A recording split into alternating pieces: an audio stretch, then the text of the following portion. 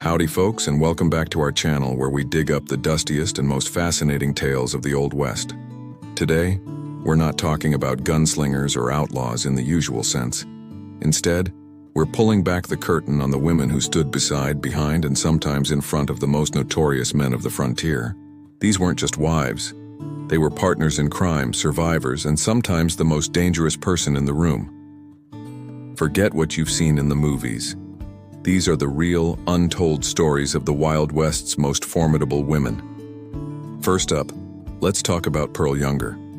You've probably heard of the Younger Gang, notorious for their train and bank robberies alongside Jesse James. But Pearl, Cole Younger's wife, was more than just a bystander. While Cole was out raising hell, Pearl was the anchor, the strategist, and the keeper of secrets. She managed their finances, which were often ill-gotten gains, and provided a safe haven for the gang. Think of her as the ultimate operations manager for an outlaw enterprise. She had to be incredibly intelligent and resilient, constantly living on the edge, never knowing when lawmen might burst through her door. Her story is a testament to the hidden strength required to survive in that world. Next, we journey into the life of Big Nose Kate, or Mary Catherine Horney. Best known as the companion of the legendary Doc Holliday, Kate was no shrinking violet. She was a force of nature in her own right, tough, independent, and fiercely intelligent. Born in Hungary to a noble family, she was well educated and spoke multiple languages. After her family's fortune was lost, she made her own way in the American West. Her relationship with Doc Holliday was a whirlwind of passion, arguments, and loyalty. One famous story tells of her setting a fire as a diversion to break Doc out of jail. Whether that's entirely true or just a tall tale, it perfectly captures her spirit. She was a gambler, a saloon owner, and a woman who lived life entirely on her own terms, defying every convention of the era. Now, let's meet a woman whose name might not be as famous, but whose story is just as compelling. Belle Starr. Dubbed the Bandit Queen by the sensationalist press of the time, Belle's life was a roller coaster of rebellion and crime. She associated with notorious outlaws, including the Younger and James gangs.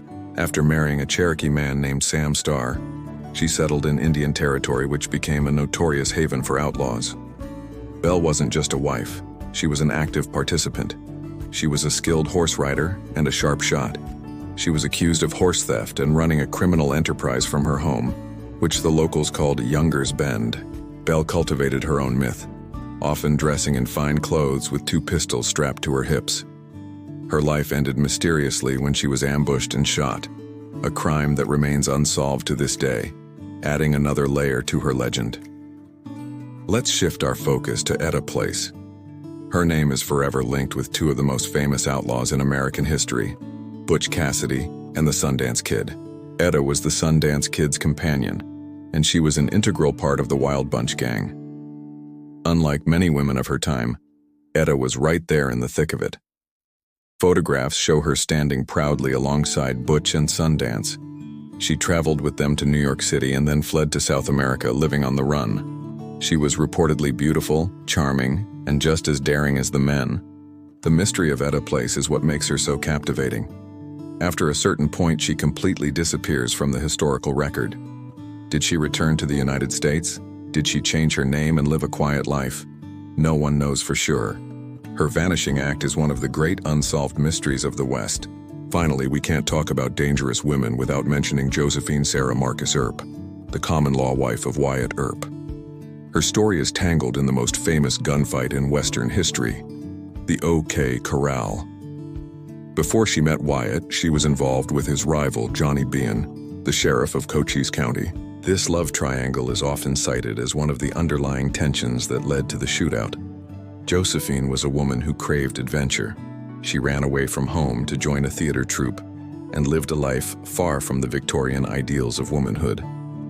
After the gunfight, she stood by Wyatt through his famous vengeance ride. For the rest of her long life, she worked tirelessly to shape Wyatt's legacy, often downplaying her own adventurous past and her role in the Tombstone events. She was a protector of a legend, but she was a legend in her own right. So what can we learn from these incredible women? They show us that the Wild West was not just a man's world. These wives, partners, and outlaws were intelligent, resourceful and incredibly tough. They navigated a dangerous and often brutal landscape, making their own rules and forging their own destinies. They were strategists, survivors, and rebels. Their stories have been overshadowed for too long, but they are an essential part of the true history of the American frontier. They prove that behind and often beside every great outlaw, there was an equally formidable woman. Thank you so much for joining us on this journey into the hidden history of the Old West.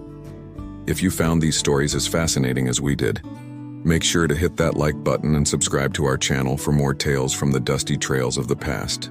Let us know in the comments which of these dangerous wives you found most compelling, or if there's another historical figure you'd like us to cover.